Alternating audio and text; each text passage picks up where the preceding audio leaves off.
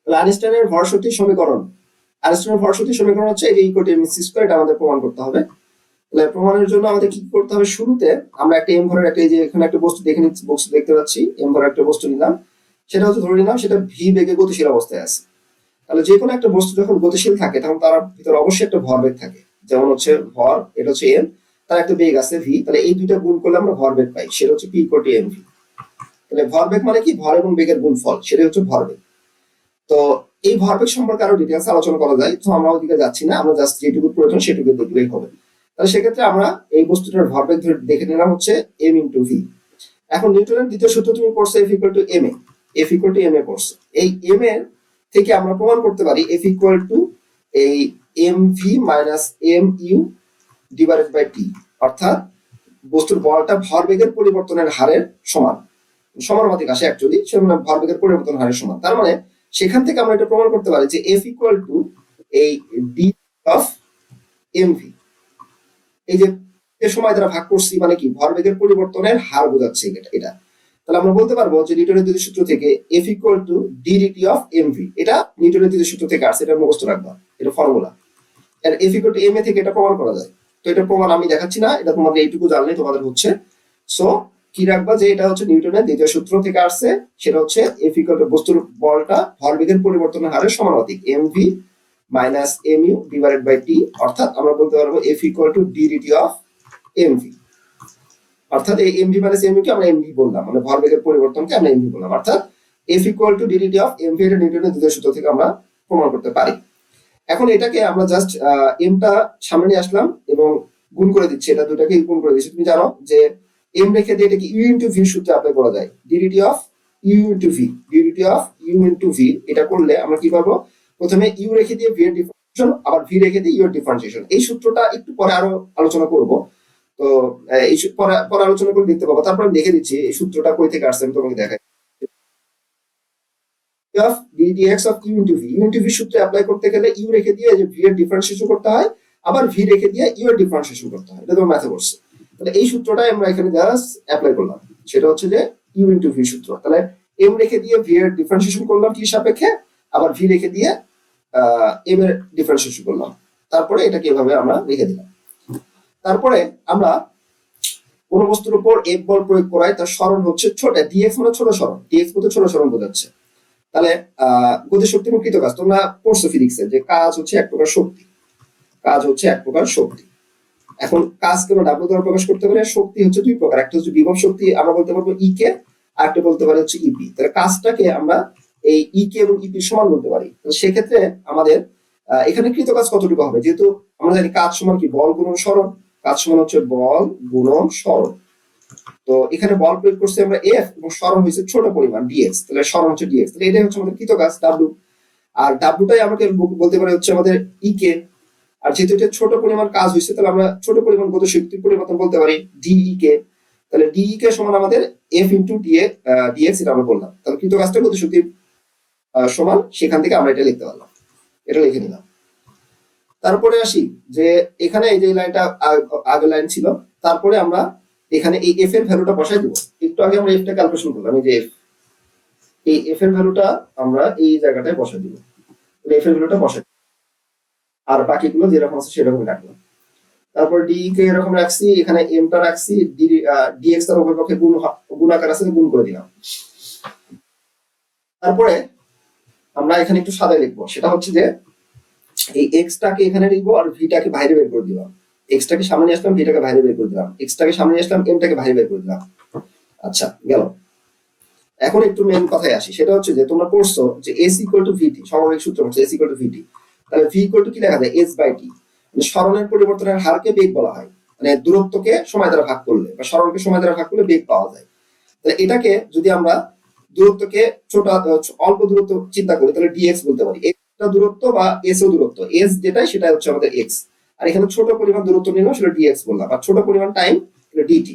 তাহলে ভি সমান dx by DT আমরা বলতে পারি যে এখান থেকে আসছে। আচ্ছা তাহলে আমরা এখানে এই ডিএক্স বাই ডিটির জায়গায় ভি বসাই দিতে পারি, তাহলে এই M into V into DV বসাই দিলাম, ডিএক্স বাই ডিটির জায়গায় ভি বসাই দিতে পারি, আর বাকি যেগুলো আছে সেরকমই রাখছি, ওগুলো কোনো চেঞ্জ করি নাই। তারপরে ডিই কে ওরকমই রাখছি, এম ইন্টু এটা ওরকমই রাখছি, ভি ভি গুণ করে ভি স্কয়ার, এটাকে এক নম্বর সমীকরণ দিলাম। এখন এই যে আইনস্টাইনের সূত্র থেকে তোমরা পড়ছো যে ভরের আপেক্ষিকতা হতে আমরা জানি m equal to m not divided by root of আর 1 minus V square by C square. এটা তোমরা পড়ছো। এই সূত্রটা এখন এখানে অ্যাপ্লাই করতে হবে, মুখস্থ রাখতে হবে সূত্রটা। সেটা হচ্ছে যে আইনস্টাইনের আপেক্ষিক সূত্র m equal to m not divided by root of আর 1 minus V square by C square. এই সূত্র আমরা জানি। এই সূত্রের আমরা উভয় পক্ষে বর্গ করব। তাহলে এই পক্ষে স্কয়ার করে এই পাশে স্কয়ার করলাম, এই পাশে স্কয়ার করলাম। স্কয়ার করার পর এখানকার স্কয়ার স্কয়ার আর m নট এর উপর স্কয়ার আছে, এটার উপর স্কয়ার দিলাম, মানে স্কয়ার রুট নিচেটা কেটে যাবে, থাকবে কি 1 minus V square by C square.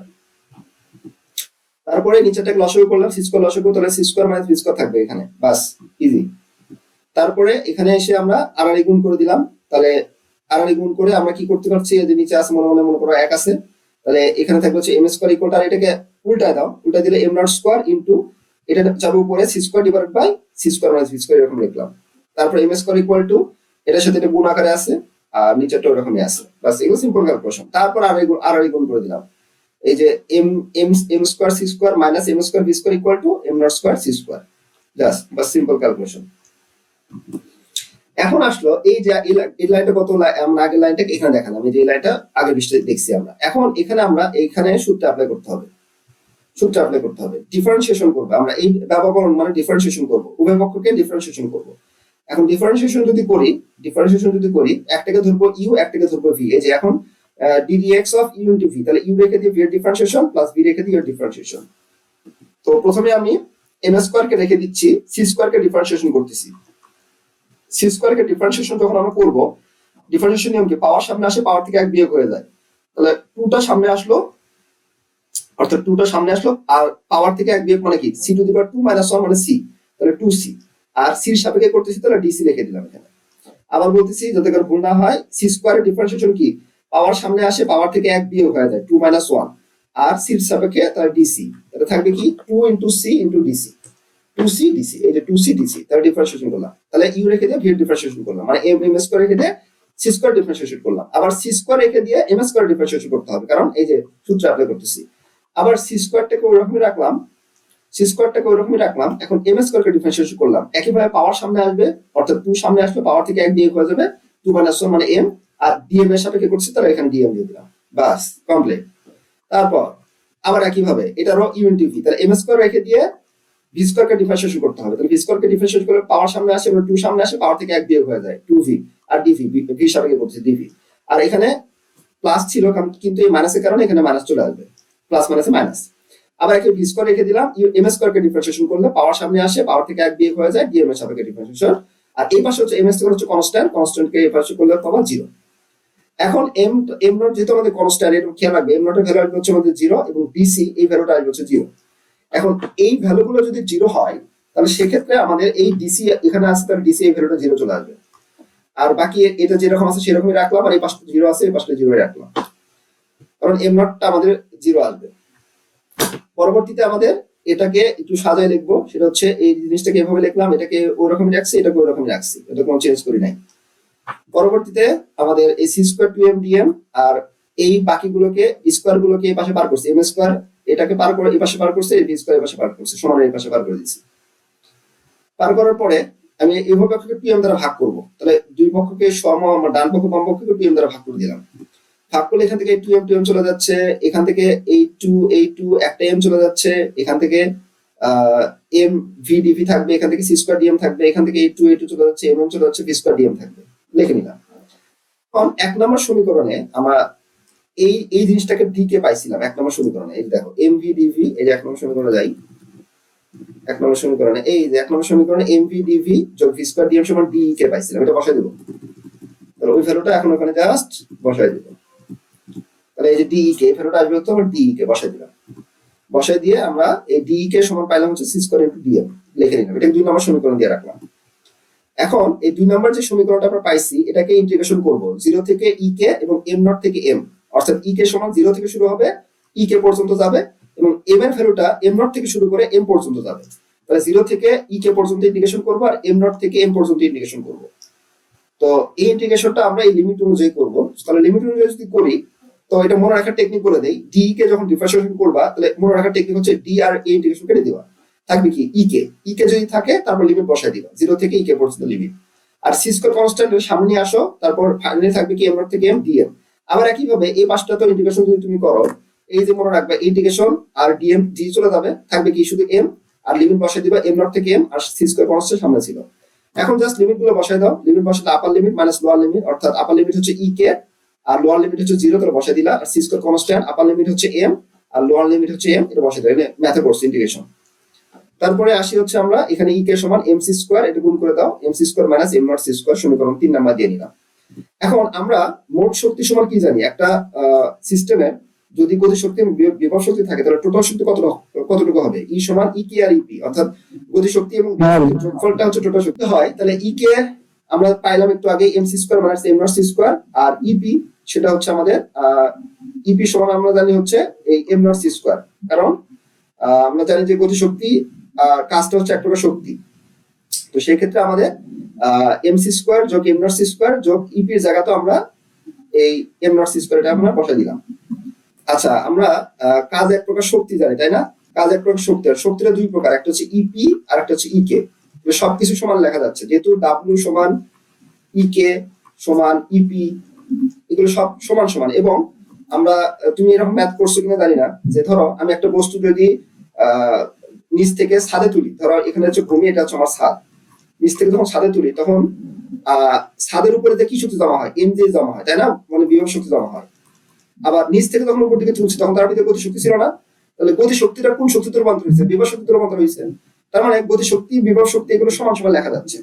এবং এই শক্তিটা আমরা কি জানি যে এম নট সি স্কয়ার, এটা এক প্রকার শক্তি। তো সেক্ষেত্রে ইপির জায়গায় আমরা এম নট সি স্কয়ার আমরা বলতে পারছি, মানে শক্তির কনভার্সন হয়, বিভব শক্তি সমান সমান গতি শক্তি। তাহলে ই সমান যদি আমাদের এম নট সি স্কয়ার হয়, সেখান থেকে আমরা বলতে পারি এটা হচ্ছে আমাদের ইপি, এটা হচ্ছে আমাদের ই কে, সবগুলো ভ্যালু সমান সমান থাকে। বুঝছো? মানে এক শক্তি আরেক শক্তিতে রূপান্তরিত হয়, গতি শক্তি বিভব শক্তিতে রূপান্তরিত হয়।